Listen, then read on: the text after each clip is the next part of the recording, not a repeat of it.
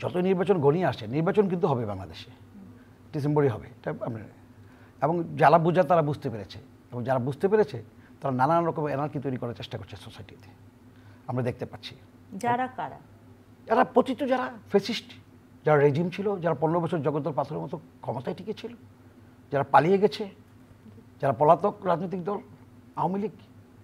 এবং সে কারণে দেখেন যে আমার আজকে সারা বাংলাদেশে আইন শৃঙ্খলার অবনতি, এখানে তাদের হাত আছে। চুরি ডাকাতি রাহাজানি ছিনতাই যা আছে, আজকে আমি যুগান্তরে দেখলাম যে ছাত্রলীগের মাস্টার মাইন্ডেরা এরা করাচ্ছে।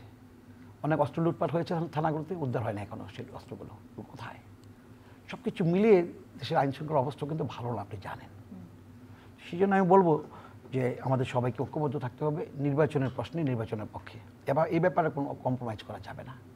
এবং নাহিদ যেটা বলেছেন এটা তার দৃষ্টিভঙ্গি থেকে সে বলতে পারে, তার বলার রাইট আছে।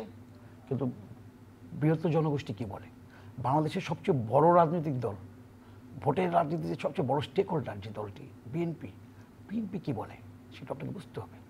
একই সাথে বিএনপির পাশাপাশি প্রগতিশীল যে সকল ছাত্র সংগঠনগুলো আছে, ক্রিয়াশীল, গত 15 বছর যারা নিপীড়িত নির্যাতিত হয়েছে ফ্যাসিস্ট সরকার দ্বারা, ওই সকল ছোট ছোট সংগঠনগুলো কী বলে, প্রত্যেকেই কিন্তু বলছে একটা নির্বাচন হওয়া দরকার জরুরি ভিত্তিতে, কারণ নির্বাচন ছাড়া আমরা সংস্কারও করতে পারবেন না। দেখুন এখানে আমি একটু যোগ করি, আমরা জানি যে বিচারক প্রক্রিয়া একটি চলমান প্রক্রিয়া, এটি আপনারা সবসময় বলছেন, এবং বিচার হতে যে কোনো অপরাধের বিচার হতে বেশ লম্বা একটা সময় লাগে বাংলাদেশের প্রেক্ষাপটে। সংস্কারও একটি চলমান প্রক্রিয়া, আবার নির্বাচনও কিন্তু বাংলাদেশের নির্বাচন এবং নির্বাচন সাথে যে সংস্কারগুলো রয়েছে সেটিও একটি বড় সংস্কার। কিন্তু নাহিদ ইসলাম বা জাতীয় নাগরিক পার্টি তারা কিন্তু সাজিয়েছে ব্যাপারটি এভাবে, বিচার, সংস্কার এবং তারপরে নির্বাচন। আচ্ছা, আমি যদি আপনাকে বলি যে সংস্কারের কাজ যদি শেষ না হয়, বিচারের কাজ যদি শেষ না হয়, আমরা কি 10 বছর 20 বছর 15 বছর কিংবা ধরেন একটা নির্বাচন করে একটা দরকার সরকার আসলো, ওই সরকারের উপরে দায়িত্ব থাকে কি যে তারা 5 বছর তাদের কাজ কিছু এজেন্ডা নেয় হাতে, এরপরে আবার 5 বছর পরে নির্বাচন হবে, ওই সরকার কি কথা বলবে ওই নির্বাচিত সরকার যে আমাদের এই কাজগুলো বাকি আছে সেই জন্য আমরা নির্বাচন আগামীতে দিতে চাই না, 5 বছর মেয়াদ শেষ হলেও পরিষ্কার হলো না, আরেকটু বলবেন। একটা সরকারের, আমাদের দেশে পার্লামেন্টের সরকারের মেয়াদ কত, 5 বছরের। এখন গণতান্ত্রিক সরকার যখন নির্বাচিত হয়ে কাজ করবে তাদের যে এজেন্ডাগুলো থাকে, এই এজেন্ডাগুলো শেষ করতে না পারলে তারা কি কখনো কি আবার বলে যে আমরা 5 বছরের পরে আমাদেরকে আরও 5 বছর বা আরও 10 বছর আমাদেরকে বাড়িয়ে দেওয়া হোক, আমরা এগুলো শেষ করতে পারি নাই?